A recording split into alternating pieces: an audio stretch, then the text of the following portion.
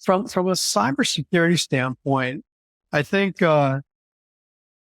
we certainly learned plenty during the pandemic, and part of that is the issue with remote work, remote telework, cybersecurity professionals that many of whom during the pandemic were now working from home. Mm-hmm. I think that part of the post-COVID learnings here is going to be that dynamic of return to office.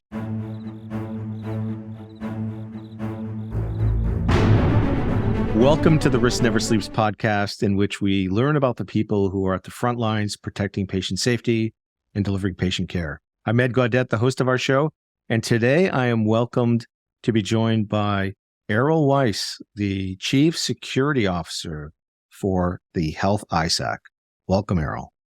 Thanks, Ed. Great to be here with you. It's great to see you, too. We've been working a lot together recently, so this will be a real pleasure for me to get a chance to know you a little better, and our listeners to get a chance to hear more about the HISAC and what you're doing there. So let's start there. Tell us about your role and your organization. Yeah, so I've been with Health-ISAC now for a little bit over 4 years. The role as Chief Security Officer, I don't have, I'd say, the typical CSO job. It's really, it's very member facing. So if you know what an ISAC does, and maybe we can get a chance to talk about that. Yeah. Everything that we do in terms of providing information, intelligence, services, training, summits, conferences, all that member facing activity that we do. I've got responsibility from like a technical content and delivery standpoint. So that's what really helps keep us busy. So it gives me a chance to speak with our members, work with the community, work with other partners and whatnot, and make sure we're delivering what we should be for our members to help them stay secure and resilient. Excellent.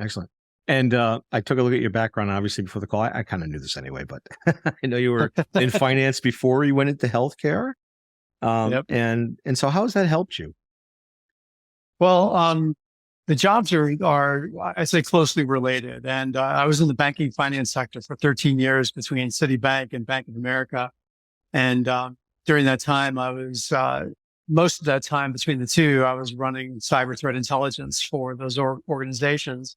And I was heavily involved with financial services ISAC. Mm-hmm. So very well established. They've been around since October 1st of 1999. And very well established, very mature ISAC, lots of different services, tremendous user base, membership, lots of support through the partners and vendors that they have that are part of that organization, and lots of great services. So the benefit here is coming to Health-ISAC and taking what I thought was working well and trying to replicate and improve upon that. And then ditching what didn't work so well and not even going down that path, learning from all of those mistakes and providing a lot of those kinds of services for our members. The scary part for me really was after a long time in financial services and supporting financial services in various ways was really making the leap to an entirely new sector, right? So like so many, my healthcare experiences was just going to the doctor. And that was really it. So I had a lot to learn when I got here, but in one case, cyber is cyber. So that's my strong point, and that's what I can bring to the table here. But, I've been fascinated by the med device space and have been learning a lot and learning how much I don't know about it as well. Yeah. And tell us about the shared mission that's different in healthcare than it is probably in any other industry. I don't know if you've had the same thing in finance as we do in healthcare. Like on in terms of like information sharing and the level of collaboration that was happening across the banks, very robust, very good, lots of good information sharing networks. During my time there, I learned a lot by participating in the information sharing networks. Mm-hmm. I mean, I talk about like the benefits of info sharing and thinking about, how to protect your own organization and learning about the latest attacks and things out there. But it's also, there's an aspect of personal growth to it as well. You can learn a lot by participating in those networks. But there's also the soft skills too, like, learning how to, I'll say, behave during an incident, right? You see people under fire and how they're responding to that from a personal standpoint and what that's like. And I'm watching some of these people thinking, my gosh, the world is burning around them, yet they're calm and collected. Mm-hmm. I hope I can be that way one day. Yeah. And learning things like that. So really great, robust environment. But, when I got here 4 years ago, I'm going to say the spirit of information sharing and the level of collaboration in the health sector is even better than what I saw happening in finance. So that's the good news. In any particular area where that's different? I guess the issue, like, a lot of people think about like information sharing and why would competitors want to share and things of that sort. And I've been, again, in info sharing for a long time. And the old adage in the banking finance sector was that, bad security for one bank is bad security for them all. Mm-hmm. Right. If the public reads about an incident happening at a bank, it not only erodes the trust that individual might have in that one banking institution, it really could question the whole network, really. Mm-hmm. Mm-hmm. And I think that that also serves us well here in the health sector, where I think that there's much more collaboration even between the partners that's happening today. And that sense of wanting to, ensure that the weakest link is protected is there as well. So I think, people have that mindset that, if I have the ability, I can share and help somebody be more secure, I'm going to do that, because ultimately it impacts my own security. You don't see many instances of ransomware attacks in finance. You see a lot of data breach, but you don't see a lot of ransomware. Why do you think it's different in healthcare? Well, I think that there's a few pieces to that story. I think one is, I think we all would agree that the level of resource investment in cybersecurity and healthcare is not where it should be. Mm-hmm. That in the 1980s, 1990s, the emphasis was really being HIPAA compliant, and a lot of money was spent on being compliant, and compliance does not equal security. Right. One of my favorite stories was when I was at NSA doing penetration testing. We just got done ripping a network apart. And during the outbrief, when we told them how bad things were, they said, how could that be possible? We just passed compliance last week. And I'm like, well, I have to explain to you the difference between compliance and security. So I think, again, the resources aren't where they should be. So that's one part of it. And so therefore, healthcare organizations are getting broken into, unfortunately, and they're not as well prepared to respond to a ransomware event as they should be. Yeah. The other part of it, Ed, that I really want to get out there too is, with Health-ISAC for the last 3 years, we've been collecting all the ransomware incidents that we can get our hands on. We've got 12,000 events in our database right now. Only 5% involve healthcare. Wow. No kidding. Now, how about that? Huh. Now, if you read the newspaper every day, you wouldn't think that, right? That's right. Yeah. Every single one of these ransomware events seems to be impacting a hospital. We never read about ransomware elsewhere. Right. But I will tell you that every other sector is being impacted by this. I'm watching the ransomware reports of who's getting impacted by this, and it's everybody. And I think we're reading about it, right? Because, when a hospital gets impacted, when patients have to be diverted to another hospital to receive emergency treatment, hey, that's big news. That affects me and you and our loved ones. And it's the last thing that I want to see happening when I need some urgent care is that the hospital personal. Yeah, exactly. Ransomware is personal at that point. Yeah. No question. I'd like to unpack I love your comment about compliance doesn't equal security. It's so great. I'm going to get in trouble for that. All the compliance people are going to No, but I think it's true. But I think more it's the education of why. So why is it different? And it really helps people think about the relationship of those two things and the perspective. So obviously we don't get ourselves in trouble. What are some of the things you could share with listeners? Yeah, and I think in all seriousness, right? It's one of the pieces to the puzzle, right? You have there's certainly a strong element, strong reason to support compliance culture, but I think that the mindset on security I think, the way I would sum it up really just comes down to the way the environment has been implemented, might not represent the way it was meant to be implemented. And that's where the security checks come in, where penetration testers are so successful, is because somebody made a configuration mistake, or somebody made a goof, or somebody hasn't applied a patch yet, that has nothing to do with compliance, but yet leaves a gaping hole. And I think that's the part there. That's why you need that compliance culture. You need those checklists, let's say, to make sure that we've got everything set up the way that it should be. And then we also need that security mindset to go back and make sure that the way it's been implemented in production matches up with our expectations. Yeah, I also think there's a temporal notion at work too, right? Whereas compliance tends to be a lot of work to get somewhere, and then we wait. And versus security, which tends to be much more of a real time effort. No, I think you're spot on there. And again, I would say that it's because of the dynamic nature of networks. Things are constantly changing. And then of course, new vulnerabilities and threats are popping up all the time. Right. So, which is where Health-ISAC comes into play, right? Yeah, certainly. I mean, I think one of the ones that we're still dealing with today is the Move It vulnerability that happened a few months ago. And I know it took a lot of people by surprise, who either didn't even know it was in their environment, or didn't realize what exposures could result through that particular piece of software if something went bad. Yeah. And then, of course, the other piece there too is the third-party impacts that happen too. All these other third parties that they relied on were using Move It as well, and suddenly their data was at risk because of that product. Yeah. Was there any analysis based on your data set that you've looked at where, the factor of exposure based on third parties? So like if I had it inside, it was worse by a factor of 4 with my supply chain or my third party.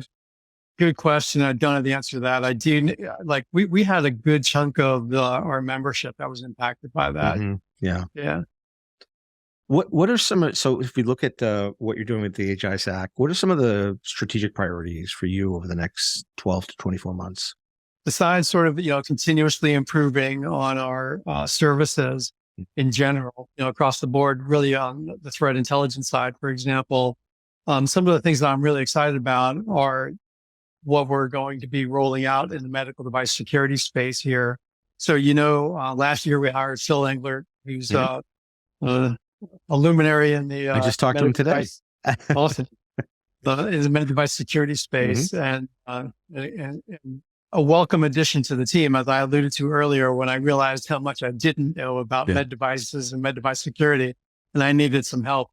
So with Phil coming on board, one of the things that we're working on is an SBOM repository.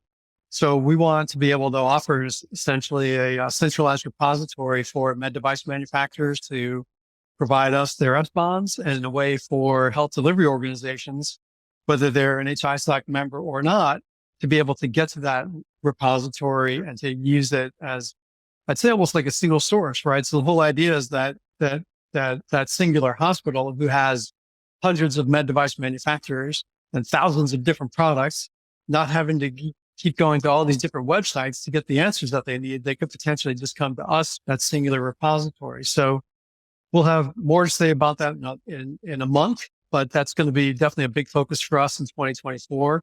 Super excited about that.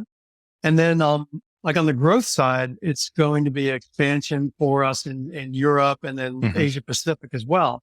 So this past year, during this past year, we've hired another threat intel analyst in Europe, one based in Brussels, and then a director of Health-ISAC European operations, who's based in Poland. And he's actually moving to Greece in the next few months. But really to help with us in terms of representing Health-ISAC in Europe, working with our existing members, working with the European Union, European governments, ANISA, and others, to really get the word out there about what Health-ISAC is doing and helping on the expansion there. Oh, that's terrific. Yeah, I'm looking forward to hearing more about that. let me ask you, how did you were doing as an industry post-pandemic? From a cybersecurity standpoint, I think we certainly learned plenty during the pandemic, and part of that is the issue with remote work, remote telework, cybersecurity professionals that many of whom during the pandemic were now working from home. Mm-hmm.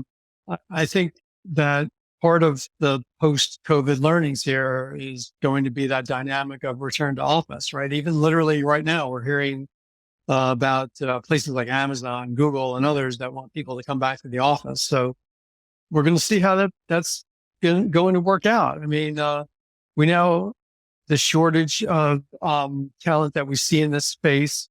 I think it's going to contribute to the dynamic of, organizations are insistent upon people returning to the office. They may face some turnover because some other organizations might be more suited to remote work and encourage that kind of an environment. So could play to their favor. So we'll see how that all works out. Yeah. And you joined just before the pandemic, right? I did. Yeah. So, but I've been, it's funny. I've been remote work for a long time. So I'm very used to this. You're getting good at this. So given that, that tough couple of years we've all faced, what are you most proud of personally or professionally? So, during that time frame, I think that it was certainly scary, right? We were hearing about all the cutbacks that were happening and certainly risk of losing members as a result of, financial stress caused throughout, like, the healthcare sector, for example. When things started to slow down, I think we were also, from Health-ISAC standpoint, we were pretty quick to recognize that was happening, that dynamic was happening. And we were able to, I'd say, really start tapping the brakes on some of the spending that we had planned, right? And so we slowed down hiring, and then we really also, immediately cut out some of the other expenses associated with like regional events and conferences and things of that sort. So we were able to really maintain cost control over what we were doing from the Health-ISAC standpoint. And we weathered through it. I mean, we did great through it. We grew through that, in terms of membership. And we were gaining members during that time frame. And so that, it was pretty neat to see that happening. And I think we adapted to it pretty well. Most of us were already remote anyway during that time frame, but I think we were really on top of the game in terms of looking at what the dynamics were happening, what the cybersecurity issues were at the time. Early days of COVID, we were doing Friday afternoon sort of, I'd say, social hours, but then also trying to really cater to an environment where we had discussions on what were some of the challenges that organizations were dealing with. So we had, plenty of companies that went from 0 remote work to 100% overnight. And so, did they have a VPN set up? Do all those remote workers have company issued laptops, for example? How are they going to remote in? And so, like, plenty of companies that were dealing with that in an order of days had to solve that problem. And so being able to have like those Friday afternoon conversation calls with our members and all the challenges like that and others that we just kept building upon is pretty neat. Yeah. And it speaks volumes to the value for your service that providers find and your customers find. So it's a real testament to that. If you can weather a pandemic and come out stronger and better, actually, it's right. Again, it speaks a lot about the value you're providing. Okay, let's see. Let's go back in time. Maybe 10 years for you, right? What would you tell your 20-year-old self? For me, it would be find something that you like, something that you're passionate about. You want to wake up in the morning and be excited to go to work. The old adage, if you love your job, or whatever it is. It's not really a job if you love it. You never work, right? That's right. You never work. Something like that. Yeah. So that to me is really important. I think there have been multiple times in my career where it's like I'm sitting down at the desk thinking, I love what I'm doing. Now the secret is, how long can I ride this out before something comes and screws this up? So that's the big one. The other part is really, to soak up the experiences along the way. Learn the things that you like to do, but on the flip side, as fast as possible, try to figure out the things that you don't like to do, get that over quick and move on. Right. And I think it's even like if you're still in college right now, going to university, try to nail that intern job down. I think it's so important to do something like that. Of all things, between my junior and senior year, I interned at a nuclear power plant. Go figure, Oh, how does that apply to, I'm sure if I sat down here long enough, I could think about how that helped me in my career. And it was a great experience, but obviously had nothing to do with cybersecurity at the time. But it taught me things I don't want to do. yeah. You don't want to be doing that. Yeah, I don't want to do that. So that's important. And then the third thing is on the mentor and coaches. So important. Get a mentor, get a coach that you can help use to constantly challenge yourself with. And the other trick I learned along the way is, if you can get a mentor / coach that's in your company, near you, maybe somebody a little senior to you in your position, that's good. Let's check that box. The second one is if you can also get another mentor who maybe, like, if you're a career person, you want to stay where you are forever. If you can find a coach or mentor that used to be at your company, so that person knows the ins and outs of your organization, all the bureaucracy, hierarchy issues and politics, let's say, that would be great also. But I definitely encourage that at least another person to be external to the company, just so that you can get some fresh perspectives, not be so constrained about where you are there today. I love that. And I think it's important because, we're constantly learning. I still do it today. I meet with my coaches, my mentors on a regular basis, especially now. Literally, I'm sitting here, I'm meeting with my team next week on an offsite to start talking about, pen to paper on what our 2024 goals and objectives are.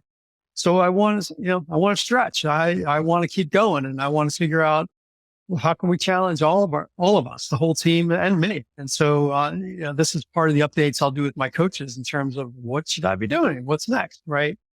How do I stretch myself and come up with some goals like that? So I think those are the big three for me.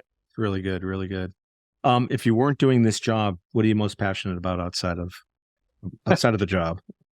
So outside the job, I'm living in Florida. I've been here, I guess about 10 years or so.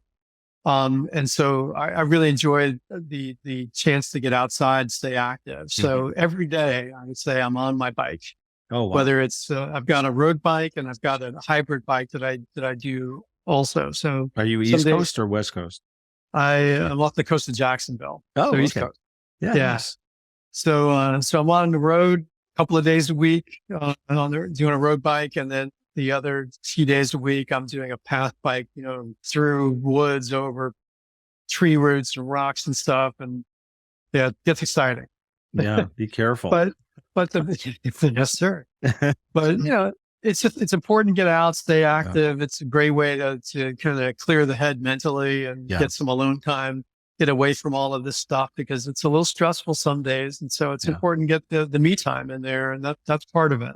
So. Absolutely. No, you're so right. I've just embarked back on that journey. I've been bike riding and on an elliptical last week. So I'm trying to get back into it because, like you said, you're remote now, and you're sort of, you're chained to your desk, and you get up maybe 3-4 times a day, and then you're so worn out, you just go to bed. And I got to break that cycle. It's awful.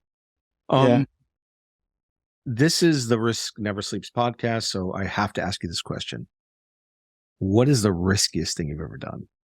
I wish I could had a great parachuting, rock climbing, cliff diving story, but I don't. So many people start off with that, and then they tell me something completely crazy. Yeah, but I'm not gonna. I don't have anything like that. That's in the physical, kinetic world. I think, just the thing that's it's so boring and so cliche. I feel like at this point, but I kind of alluded to it earlier. Like to me, like the scariest thing I've done recently was this move to healthcare. Yeah. I told you I felt very comfortable in the finance sector. I knew a lot of people, had a huge network there, and I'm thinking, what am I doing moving here? I don't know anybody, and again, back to I even knew coming here, right, that the cybersecurity resources weren't what they should be. So why am I doing this? What am I hoping to gain by it? Right. So a little scary. Well, what are the 4 or 5 most stressful things in life, right? Job change, right? House, baby, right? Death, right? Yeah. I mean, that's a big change. Yeah. And oftentimes people will say that just talked to Samantha Jacks today, and she brought up a very similar, Interesting. Her change in jobs and location, quite frankly, huge risk. Yeah. But the other side of this too, like I had a similar experience really earlier in my career when I was at NSA. I moved from the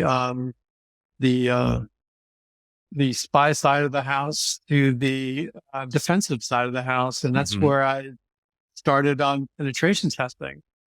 And I was really questioning that move, when I one to the other, because again, the resources, the amount of money that we spend on the spy side, as you guys can imagine, is huge. Right. When I go to the defensive side, I'm walking down the hall and looking, the carpet's all worn out. The walls are all dirty. I'm thinking, what have I done? Well, I bet you they're getting more investment these days. I think so, right? It was a little, it wasn't pretty back then, literally, but it was one of the best moves I made. Mm-hmm. Cool. Any final thoughts or advice to folks that are maybe embarking on a journey into cyber or healthcare? Yeah, like what I'm starting to use in my talks right now is when I teed the talk up in the beginning, what I'm going to say is, in the next hour that we're spending here together, 3,604 PHI records will be breached. Well, that's So, what can you do to help us slow that down or stop that from happening? And those are, real stats off the HHS OCR website from the past 13 plus years. Wow. Add them all up, divide by the number of days, and come down to hours. That's what we get. Crazy. So we've got to do something about, again, better protecting the entire healthcare sector. It's not just about breach records that I'm looking at here right now. It's everything that we've talked about here today. We've got to do a better job. We need more resources. We need more people. That's right. Exactly. Yeah. So if you're thinking about joining, getting into cyber or joining a company in healthcare, jump right in, because we need the help, whether it's full-time or an intern even, right? Any help is good help. And there's plenty to do. And that's one of the things I love about the job, right? Yeah. I get to pick the things I work on, essentially. There's lots to do. Yeah. Great. Well, Errol, thanks so much for your time today. It's been a pleasure talking to you and getting to learn more about your background. Great. Same here, Ed. Really appreciate the time with you and looking forward to more collaboration. Yeah, you bet. And this is Ed Gaudet from the Risk Never Sleeps podcast. If you're on the front lines of patient care and patient safety, remember to stay vigilant, because risk never sleeps.